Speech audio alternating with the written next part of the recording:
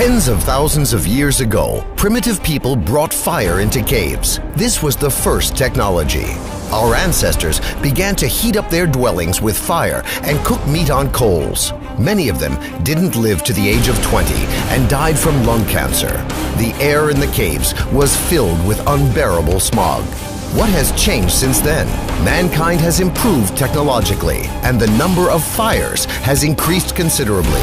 These fires now burn in car engines, diesel locomotives, motor ships, and airplanes, in heating furnaces, in atomic power stations, in boiler rooms, and in factories. A number of the harmful and poisonous elements in emissions have become considerably more abundant in comparison to those primitive fires. Thanks to surface and air transportation, we are breathing air, drinking water, and eating food products that contain a bit less than half of the components of the periodic table of elements: nitric oxide, carbon, sulfur, aldehyde, benzopyrene, soot, mercury, arsenic, lead, chlorine, polynuclear hydrocarbon, and radioactive isotopes. The list of these scary names can go on forever. It is precisely this atmospheric cocktail that we get whenever we go to the park to breathe the fresh air. The increasing number of motor vehicles has caused the concentration of these harmful substances to become lethal. There's also no point in forgetting about aviation. Each launch of a heavy rocket, as well as every flight of a multi-engined aircraft, creates a hole in the ozone layer that is comparable in size with the area of a European country. By the end of the century, transportation will have the capability of killing more than 150 million people in accidents and disasters and causing over 1.5 billion people to become invalids and cripples. How to avoid making this monstrous sacrifice? How to keep our planet green and not ash gray? Ride horses? Walk? Hey, Marty McFly, could you lend us, the planet's current inhabitants, 7 billion hoverboards from your past future? Indeed, effective transport has already been developed by the scientist Anatoly Yunitsky. This genius of an engineer invented the ideal transport in every sense of the word. It's called the Rail Skyway. More than 30 years and several hundreds of millions of dollars have already been invested in order to bring Yunitsky's project to life. What do you envision to be the transport of the future?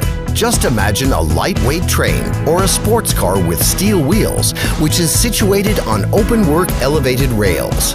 Inside the rails, tensioned wires are stretched with the strength of hundreds of tons. Due to the ideal evenness of the track and the super aerodynamics of the rolling stock, it is capable of reaching speeds of up to 500 kilometers per hour.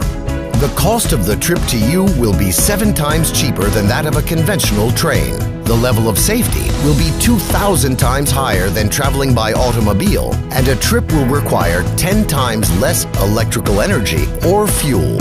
And that's not the whole story. The tensioned wire rails are mounted onto lightweight but exceptionally durable supports that make it possible to save the layer of fertile soil, which is currently located under highways and railways, from destruction, an area 4 times greater in size than the total territory of Great Britain.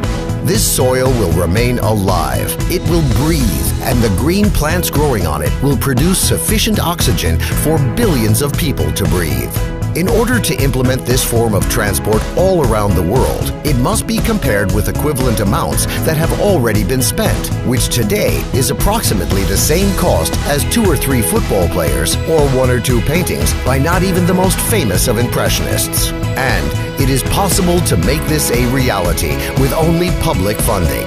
This is precisely the type of transport that is needed by you and me, and only we can cause this project to become a reality.